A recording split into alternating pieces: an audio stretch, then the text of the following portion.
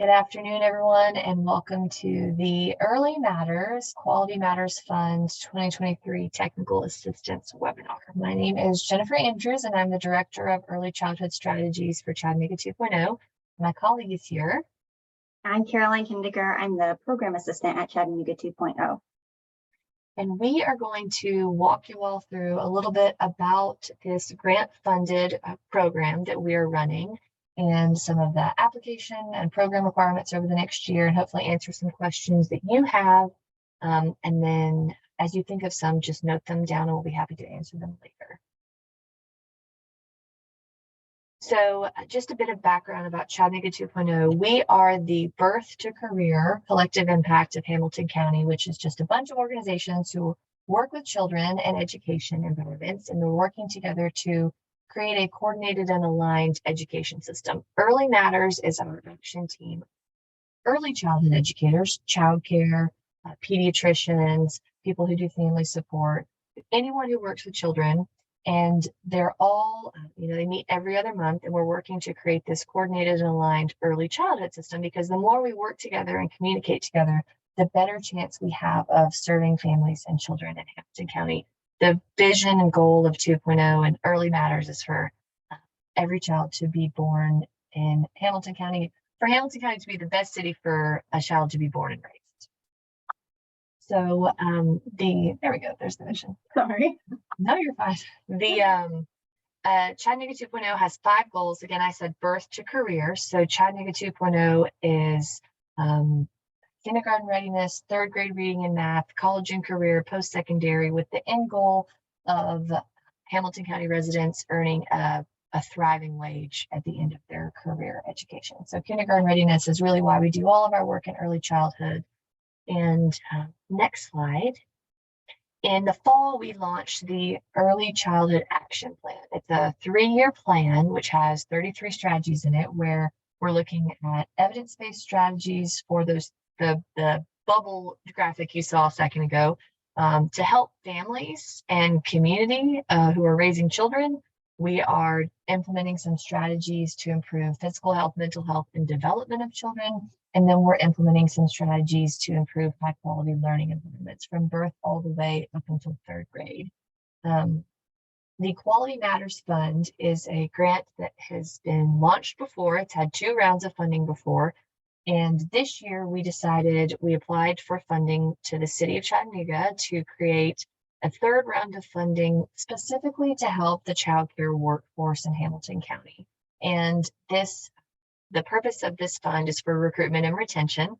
And so we applied and worked with the grant consultants at the city to create 3 basic elements of the Quality Matters Fund. The first one is higher education tuition assistance, so that more child care teachers can get on the wages pay scale. So we have funds to pay for up to 2 college courses for child care teachers, to hopefully get them a little bit higher on the Tennessee wages pay scale. If you're not familiar with Tennessee wages, Caroline can send you more information on that. Let her know. Part B of this 3-part Quality Matters Fund grant is what you all have applied for or are interested in applying for, which is the Dedicated Substitutes Program. And we're going to give you some more details about that here in a second. And then the 3rd is for workforce training. So some details on the dedicated substitute part, Caroline is going to go over with you now. Yeah, so the dedicated substitutes refers to having the funding to pay for a substitute that is dedicated to your center to work up to 30 hours a week and receive $13 an hour. Our hope is that they assist you as the teacher or as the director to have more flexibility in your classroom or in your classroom scheduling, as well as to assist your educators and hopefully provide some potential increase in employee satisfaction through possibly providing, the flexibility to have paid wellness days or lesson planning periods for greater quality in your classroom by increasing the teacher to child ratio. We know that improves the quality and care that the kiddos receive by providing the opportunity for paid professional development days for staff, whether that is coordinating with your CCR&R coach for some one-on-one targeted technical assistance or participating in any of the live or group trainings that they provide. And just in general, having a more flexible schedule so that there is less stress on those last minute call outs. We at Chattanooga 2.0 are going to be, advertising and recruiting these substitutes. In your grant applications, you provided great information about qualities that you look for in an educator. And we are asking similar questions of our substitute applicants. And so we're hoping to make a really good match with the information that we receive, but you will have the opportunity to interview the substitute and observe them teaching in one of your own classrooms. And the final approval really is up to you. Our hope in doing this is to actually take a little bit off your plate, not feel like you don't have the opportunity to select the person that you're going to be working with for a year. This is what we hope onboarding will look like. So on our end, we're going to be providing the fingerprinting and the background checks that DHS requires of early childhood professionals before they are able to count towards your ratio or be in the classroom with children. We're also going to connect the educators with the pre-service training that's required by DHS.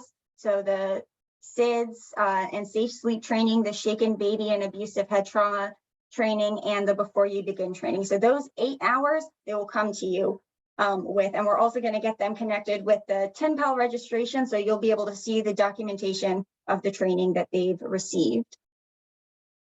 The onboarding that would come from your end for you as a grant recipient, we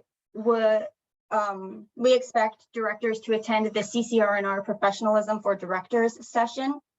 To set some expectations with your full-time staff, I mentioned earlier that we want educators to be in the classroom for up to 80% of their working time. We understand that sometimes scheduling flexibility means that you need somebody in the kitchen or you need somebody helping clean up an area, but we really want this to be a service to the classroom staff. And so that's why we emphasize that. And so setting that expectation with the employees that you already have working with you is important too. And also, if you have not done so already, I can help you out with this. You have CCR&R coaches who can also help you out with this. Creating a little substitute folder, just information that somebody who is brand new to your site would need, like your emergency plan, your evacuation path, any of the allergies or medical needs that are in your classrooms, where to access supplies, more craft supplies or first aid supplies, where to access information, who do they need to go to as far as assistant director, those sort of things. It's just really nice to have sort of a summarized version pulled out that you can hand to a new staff that may not be there as long during the day as a full-time teacher to sort of pick up on. Is there anything in the onboarding section that you would like to reiterate, Jennifer? I think just that Caroline is here for the duration of this substitute program, and if you have any questions, she'll be there to help. If you need her to come out, she can. If you need to have a call with her, and we want this substitute relationship with your agency to be productive, and we want it to be helpful. The whole purpose of this program is to, as Caroline said, create some more staff retention. So we're doing what we can on the recruitment side, but we know that we want you to keep the quality staff and teachers that you have in your center. So this is one way that we are working with you to see, especially to evaluate whether or not this works. And so we want a consistent feedback loop, and that's what Caroline is here for, is to hear from you whether or not things are going great or if you need help with anything related to the program. Thank you. One other thing, Caroline, I was going to say from a logistics standpoint, because I don't know if we have it in the slides, is that the money will be paid to you. Oh, you might actually be getting ready to get to it. The money's paid to you, and then you pay your staff directly. So they will be your employee. They won't work for Early Matters. No, I appreciate you mentioning that. We are going to get to an area where I should mention that, but to, explicitly state it is good. Because now we're going to look at the ongoing responsibilities. This is funding for a part-time employee for 12 months. So the ongoing responsibilities for you as a provider are to attend individual monthly check-in calls with me as the program assistant. And like Jennifer said, that can sometimes be me coming to you, getting on the phone, things like that, where we will work out the best way to receive your payroll records. That's part of the grant compliance, just being able to account for where money goes. And participating in data gathering with some of the UTC students in early childhood that we're working with. Substitutes will need to have the flexibility to attend a quarterly cohort check-in with me as well. They're not quite as frequent as the directors, but we are trying to create relationships among early childhood professionals as well, not just within specific centers, but as a system of care for the youngest people in our city. So one of the ways we're going to try to do that is this quarterly cohort check-in, and sometimes that will be involving some professional development or more additional training, and sometimes it will just be, how are things going, and more of that data gathering piece for part of the grant compliance. And again, just spending 80% of their work time in the classroom. So on to some of the spending compliance piece. I'm going to let Jennifer talk about this, and that's, So as I said before, this is so there's ARP funds that came from the federal government to state. The states flowed that money down into city and county. And so we applied for these funds to the city of Chattanooga, and they awarded it to for the Quality Matters Fund. The fiscal agent of this grant is the United Way of Greater Chattanooga. So when you get a check to pay for the amount your substitute has worked that month, it will come from the United Way of Greater Chattanooga. But because it's a federal grant, what it requires is that we are doing monthly and quarterly reporting, and there are very strict guidelines on what federal money can and cannot be spent on. We have been approved for this money, for what you all have applied for the dedicated substitutes, to be used for payroll of the substitutes only. So you can't take the money from United Way and then use it to pay for rent. If you need other types of assistance, please be sure to let Caroline know, because we can connect you with some of the resources that are available in the community. But this money has to be spent very specifically on payroll for the dedicated substitutes. At the end of the year, there will be audits with the city of Chattanooga and the United Way of Greater Chattanooga. And I will say one more time that it's super important. We'll have you sign just a spending compliance agreement saying that you understand, because if any of the funds are spent on unapproved items, then everyone who received grant funds has to repay that money to the federal government. So not only do all of the Quality Matters Fund recipients have to pay their money back to the fund, so do the other cities' grant funding. So it's a big deal. But Caroline is here. She's going to be working with you every month to make sure that you can just submit to her the payroll record of where you paid the substitute, and that should really be all that you have to do on your end. Yeah, I think that's it on spending compliance. I will say that's the one very serious angle, but what we are hoping is that it's just going to provide you and your staff some long-term benefits in terms of staff retention. Mm-hmm. And like Jennifer said, really the big piece is just the proof of payroll payment. And we can talk now about the application, just to do a really quick walkthrough. Some of you may have already submitted, some of you may have some questions about what to put in different fields. So I wanted to do a walkthrough with that, and I only feel slightly insecure about what will happen to the screen share. What is it showing you? You can see your internet window with the application, so you're good. Okay. So this is the job form for the Quality Matters Fund. for the dedicated substitutes provider application. There is a second application that doesn't look anything like this, that is for the substitutes themselves. So this is just some information right at the top. We are looking for providers that have a strong track record serving vulnerable populations, whether that's children with disabilities who use the child care certificate or are non-English speaking. The location is perhaps in a known child care desert, or it's in the location of these zip codes, 37404, 37406, and 37412, which have been shown to have high social vulnerability, community vulnerability. I don't. It's the CDC's Social Vulnerability Index, and those are the 3 target zip codes in the Early Childhood Action Plan. So this is one of those 33 strategies, all of our strategies are being rolled out in year 1 in those target zip codes. So this is information that we've already gone over. One thing I want to reiterate, because I didn't say it on the slide, this does not have to be done at the beginning of receiving the QMF fund. We are going to be getting you information about when these training dates are coming up. And if you've already participated in this training before, showing the certificate will be, that will suffice. Your business is located in Hamilton County, you're a current or regulated childcare.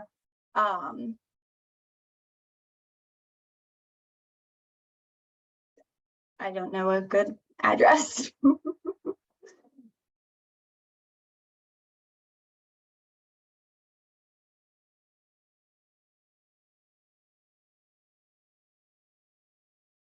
So this is just basic contact information. It's nothing very, very important. But I do have to fill it out all the way now that I have made it required. So before we get to anything, if you have a website, we just love to see the services that you're already providing. And same with your social media. This is more for our information than anything else. All the different provider types here, you can select the one that applies to you. And here's the part where I haven't received any questions yet, but I can imagine some coming up. The current number of children that you have enrolled, what your average daily attendance is, how often do you have a full house, that you have every enrolled child attending, and whether or not your center has a wait list.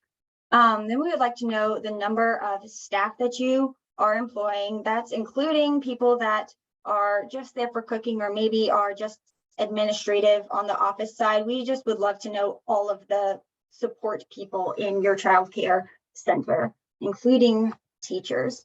So I'm just sticking with 12 the whole way down. The number of new staff that you've hired in the past 12 months and the number of staff that have quit in the past 2 months, it just provides us a bit of a baseline for retention and recruitment, what that has looked like for you. The ages that you provide care for are just really wide sort of blocks of age groups here: infants, toddlers, preschools, and then 5s, those older kiddos that missed the kindergarten cutoff. The number of rooms that you have for each of those ages, and the number of teachers that you have that serve that age. So if you have 2 infants, you should have, or if you have 2 infant rooms, you should have 2 infant teachers. But you know, a lot of classrooms will have maybe multiple teachers in there. And if you have a family or group home, or you have a mixed age setting, you can select that instead and tell me what that looks like for you. If you have 2 multi-age classrooms, or if everybody is all together. How many years have you been providing childcare as this organization? And if you provide any other services, which are listed below, the serving families that have an income under the federal poverty level, and that table is right down here. Developmentally delayed or have physical disabilities, English language learners, behavioral or mental health needs, or other. And you can enter here the approximate percentage of your total population. So if you have, I actually shouldn't have offered that example because I can't do percentage math in my head all that well. If you had 100 children enrolled and 3 of them were under the 250% poverty level, then that's 3%, right? Yep. Thank Or you. you can, if you don't know the percentage, you can just put how many children on the right-hand side, right? Absolutely. And if you have other, you can enter that here to specify. And this is just, again, to build us a better picture of what recruitment has looked like for you. What tactics have you used to recruit and retain staff? Where do you post your open positions? Have you raised your hourly rate to retain staff? Do you have staff appreciation days, paid time off, sick days? Providing professional development opportunities or providing planning periods. And you probably remember from the presentation that we just did, some of these, if you haven't been able to offer them in the past, are something the dedicated substitute may provide you the flexibility to provide now. And then we know that childcare has, the workforce has suffered a lot recently. And so I don't know a single director that hasn't been dealing with that too. And so we're curious about what are some of the reasons that educators have expressed to you that they're leaving the childcare workforce. What 3 qualities you look for when you are hiring teachers. If this could pertain to the special populations that you serve, maybe it's very important to you to have an English speaker as a teacher, or you could be looking for a certain amount of experience or personality traits, just the things that you think make a quality teacher for your specific context. And then telling us a little bit about your specific context. Again, how would a substitute help you and your teachers out, particularly? Oh no. So some of these, or most of these, are required questions. And then this is just where you would complete the signature and fill it out. I hope that that provided some answers. If you had any questions or confusion about how to navigate the application, if I didn't do a great job and it left you with more questions, you are free to contact me right here. I would really love to help you feel successful submitting this application.